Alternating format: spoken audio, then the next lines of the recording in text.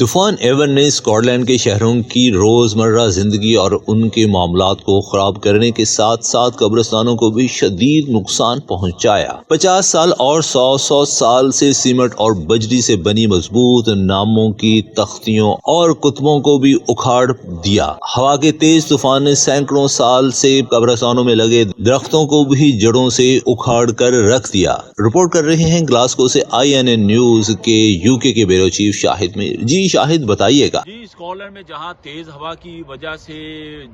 جنگلات کو بہت زیادہ نقصان ہوا، درخت بہت زیادہ ٹوٹے ہیں، لوگوں کی چھتیں جو ہیں وہ ہوا میں اڑ گئی ہیں۔ اس کے ساتھ ساتھ جو قبرستان ہیں، قبرستان کی سلیٹیں بھی تیز ہوا کی وجہ سے وہ ٹوٹ گئی ہیں، اور آپ میرے پیچھے بھی دیکھ سکتے ہیں جو بہت بڑا درخت تھا، بہت ہی پرانا، شاید 100 سال پرانا، تو یہ درخت بھی ٹوٹ چکا ہے۔ اور بہت سارے یہاں پہ قبرستان میں جو نام لکھے ہوتے ہیں، جو بھی فوت ہوئے ہوتے ہیں، فوت شدگان کے نام اور جو ڈیٹ آف برتھ وغیرہ، تاریخ پیدائش لکھی ہوتی ہے، وہ جو سلیٹیں وغیرہ ہیں وہ بھی کافی جو ہیں وہ تیز ہوا کی وجہ سے گر چکی ہیں۔ اور اس رپورٹ کے حوالے سے بھی ہم کہنا چاہتے ہیں کہ جن کے بھی پیارے فوت ہو چکے ہیں ان کو چاہیے کہ قبرستان میں جائیں اور اپنے پیاروں کی قبروں پہ جو تختیاں لگی ہوئی ہیں یا جو نام لکھے ہوئے تھے،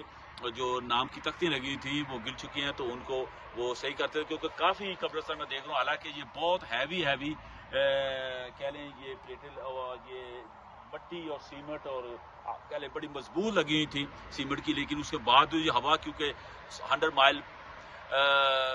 فی پر آور کی رفتار سے بھی زیادہ تیز تھی، اس لیے یہ جو ہے اپنی ٹوٹ چکی ہیں، بہت زیادہ سلیٹیں جو ہے ٹوٹ چکی ہیں یا قبروں کے اوپر ہی گر چکی ہیں۔ جی